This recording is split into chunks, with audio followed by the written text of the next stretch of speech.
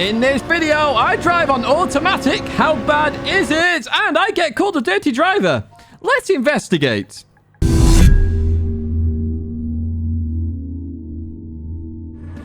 Hello everyone and welcome to another Gran Turismo video where we're back with Daily Race C in a very, very unusual lobby. We've got A+ to D rated drivers because I did this race at 6 a.m. Yes, I was up very early, woke up very early, and I thought, you know what? Everybody wanted to see me do an automatic race, so look what I'm doing right now. An automatic race, which is why I'm revving the car because I have no choice other than to rev the car. It's also why I'm looking a bit gloomy there on that left-hand side with a 6 a.m. get up. But I woke up naturally then, so hey, let's go with this video. So, heading towards turn 1, you can see here we don't have a lot of fuel to go with here with the automatic changing gears for us. It means we can't short shift. We have to come up with ways of short shifting or just using the fuel and going into the pit. So in this first race, what I'm going to do is just race normally on automatic and see where I get to there as we gain another place from the super driver as we go into the left. Now, we've got a few people here on soft tyres, some people on hard tyres. I'm on hards first. We've got somebody else off into the gravel then as they come back on here and they head up towards this right-hander as we go into here. We've got the Alpha on the left-hand side. They're just coming a bit too soon there. It causes them to spin out here, and unfortunately I'm going to get pushed off wide there. I was a bit frustrated with that one because you do have to leave some space, and it's just a case of soft tyres versus hard tyres and the difference happening there. I actually get some damage from that as well as we head down in towards this left-hander then as we settle down in this race. Now, we are going to keep going, of course, because the whole idea here is to see how much of a disadvantage is automatic driving, really. Because at the moment, of course, you've seen that fuel level down to 6 laps left. Bearing in mind, this race, the optimal strategy is a no-stop. Yeah, we're going to see that, and we are going to try and no-stop in a little bit later on in the second race that we do. We're just trying to see what it's like when racing normally here as we go through this right-hander and continue on out of there. We've seen lots of action here. This is what happens when an early morning race happens. We've got DRD to DRA+ here in this race as we catch up to Jack here in that Toyota Supra. We're going to go down the inside of Jack then as we continue towards turn number 1 then, and that is a move made. What we will do, in fact, is advance a bit further on. We've got a penalty there for Ridden. We've got somebody else with a penalty up ahead. We're down the inside of the Ferrari then. I wasn't sure where this Mazda 3 was going to go then. It's going to hear lots of side-by-side action, and of course, when you're monitoring fuel, you can't really see the radar, so sort of using my best judgment here to get past that Ferrari, and we do that cleanly as well as we go into this right-hander. Up ahead, some action there as the Belgian driver has pushed that Ferrari off. It looked like there with the Finnish driver going off as we go into this right-hander. I think the Finnish driver up ahead is actually a D-rated driver. We'll have a look at that at the end. But they're doing very well indeed if that's the case with the variety on this grid. We do get the cutback here as we do get that position. The Mazda 3 up ahead comes back straight onto the racing line. Not the greatest way to do it. You could have unghosted at any time, but fortunately we survived that and we do go up to P7 then as we advance to lap number 3 then. That fuel coming down very quickly. We've got Paul GT3. Shout out to you. Hello to you. Always good to see you racing. I know you're a clean driver and I know you do watch some of these videos as well, so hello to you as we do get the nice little cutback then on Paul. Paul obviously going to go to the end there, saving fuel. We're just racing as we can here as we are now catch up to both Belgium drivers here, Mazda 3 and the Alfa Romeo. Now, looking at this fuel, I really should have pit this lap, to be honest with you, but I didn't. I stayed out an extra lap, mainly because I wasn't too sure of how much the fuel would last here as we go into the right-hander, and it all settles down up ahead. Then they're fighting side by side. Aries goes down the inside. Then we've got Fantomaz in the Mazda 3, and we know that car is very quick here, so I was trying to get back into the slipstream very quickly here so I could actually get back into this race. And we have been in the action from the very start here, from the very start.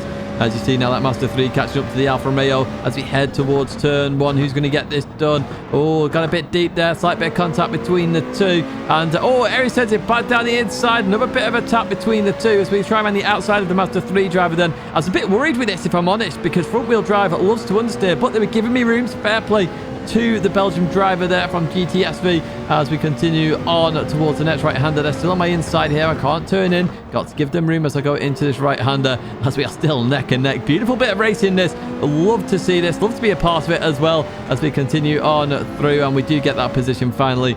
So we are up to P5, but we do have to pit in this race at some point. We do have to pit as Jack sends it down the inside there behind me on the Belgian driver. So they've been following me through. So coming on lap 4 then. 3 laps of fuel to go, but I want to be on the softer compounder tyre, of course. And we're going to see here, I could have pit a lap earlier then because the diamonds before the full tank.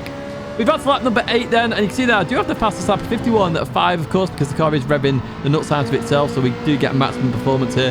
And we do catch up to actual Mordor there as we go past them up into P5. We are catching people very, very quickly. Of course, we were racing Paul earlier on, Paul GT3. They're currently leading the race so far for 16 seconds, a lot to ask for. You could argue we could take 3 seconds off this one, this race lap time, as we look to send it down the inside of the Ferrari then as we go into this braking zone. I do go a bit deep here, to be honest with you, and I get tapped from the rear end. That is entirely on me, that one going a bit too deep there, but I was passed as we continue to Shumi there. Now, Shumi, we're looking to get past here. We've got 1 lap to do it. We should be able to do this quite easily. They are on the harder compound of tyre, as we're going to look in. No, we're not going to. We're going to stay behind them for now in that SLS as we head towards the chicane then, and as we go into here, we go a tiny bit deep here, so I'm going to do the old cutback that we saw earlier on. We get a good run on them, but they start turning in extremely early. I'm not sure what that was about at all. Very confused. You can see that on my face there. Very confused indeed, but hey, we get the job done all the same. We advance again to next lap there, 0.3 laps of fuel, so we definitely could have come in a lap earlier, and we get to the end. So the manual with a pit, I did a 1936. That's a 1946 there, so we can 1943. We could have definitely got through the pit a lap earlier, but remember, it's not the strongest of grids as well. So Shumi called me dirty. We'll have a look at that later on. When someone calls me dirty, we analyse that they're driving very much more deeply. But we'll have a look at that a little bit later on. They call me dirty when we join this lobby as well. But you did turn in on me, let's be honest here. So we're going to try and do a no-stop race this time. Now, if you're enjoying this video, do give it a like and do subscribe to the channel. We're getting ever closer to that 40,000 subscriber special, which is going to be very interesting indeed. So there's Sylvia there, Legion, just moves off to the right-hand side. I'm on fuel map 6 right now because I'm unsure how I'm going to be able to get to the end here because the car is going to rev the nuts out of itself. Now, in terms of fuel saving, I have done a fuel saving video. I've done one specifically about this race and also one in general as well. What the best ways to save fuel. And of course, I always say short shifting is the best way. I can't short shift because I'm on automatic, so I'm going to have to use the fuel map. And that's what I'm trying to learn right now. What's the best place to use and not use the fuel map as we go into this right-hander. So I'm on fuel map 6 here, and that's because I'm stuck behind cars. If I'm not going to go for the move and I'm stuck behind someone, fuel map 6 it, save the fuel for when I do need to overtake, like I'm doing here, knocking the fuel map down to 2 and then 3 as we head towards this left-hander. And do we get past that Ferrari, the other man? Yes, we do indeed, as we continue on out of here. Fuel map 1 for the acceleration, straight up to fuel map 3 because I'm stuck behind the next Ferrari here as we go into the right-hander. Does mean we're not going to pit on this race, or at least try not to pit. Anyway, let's continue on in the gravel there. The Ferrari makes a mistake there. I wasn't going to send it there, but of course they gave me room as well, so fair play to them as we head down towards the chicane then. And I wasn't really planning on going for the move. It just turned out that way as we go through here, and we are up another place then. So we do need to catch up to the next pack very quickly if we can. So fuel map 1 here, just to get the acceleration going. I can see one of them's off there, so I can then start to think about fuel saving again. And we've only got 8 laps of fuel here. 8 laps of fuel left. I'm going to try and make it to the end here, Tidge. So I go on fuel map 6 for this entire next lap. It's all fuel map 6. As we see Paul up ahead, who's just taken a penalty. And Andy's got a bit too deep there from Austria, with the Austrian sticker on the back as well. So again, we advance further on here. So we've managed to save an entire lap of fuel there because it was 8 on the last lap. It's now 8 on this lap. And you see there my lap time. You see my shock on my face there, 57.8.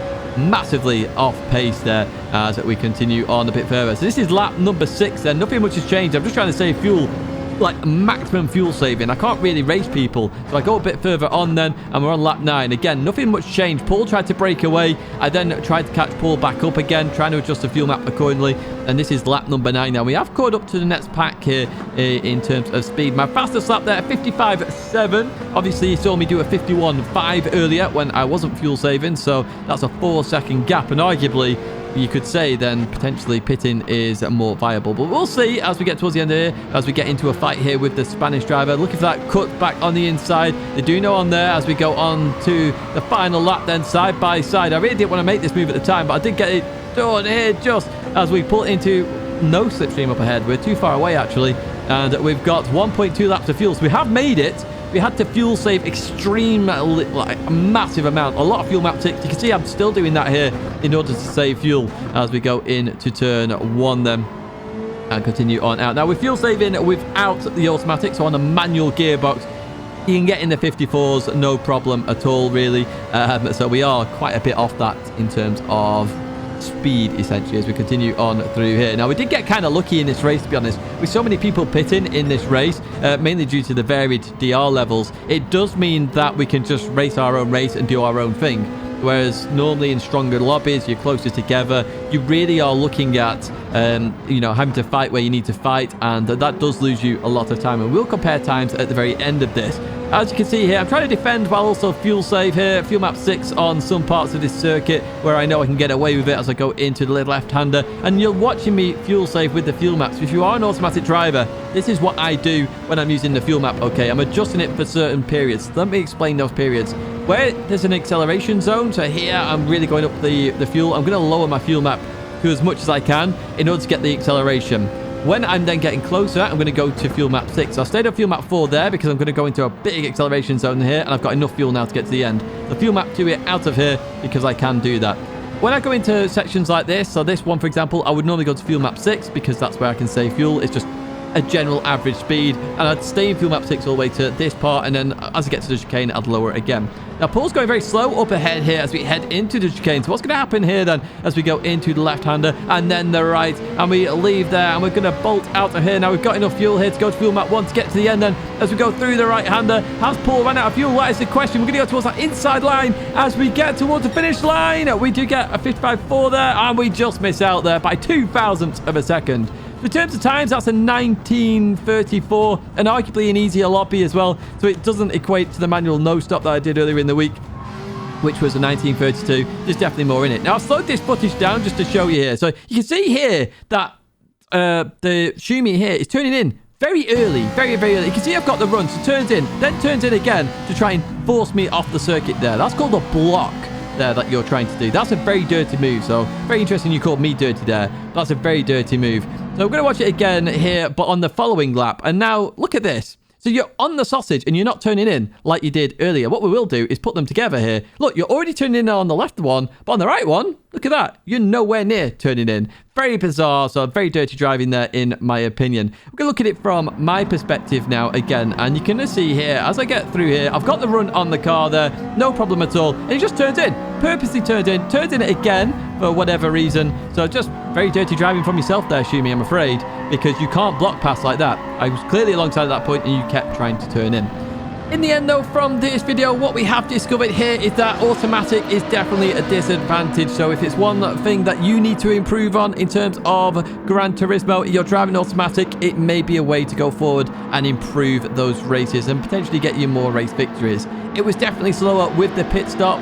I didn't try a pit stop, but also fuel saving, but that gets very weird indeed, and it's not very beneficial. But even so, even with a pit stop there, you suffer. It's definitely slower, and without the pit stop, you're just fuel map 6 in all the way until you can just barely make it at the end. You're not really racing, whereas if you're in manual, you can at least race sometimes and ultra fuel save in other times as well.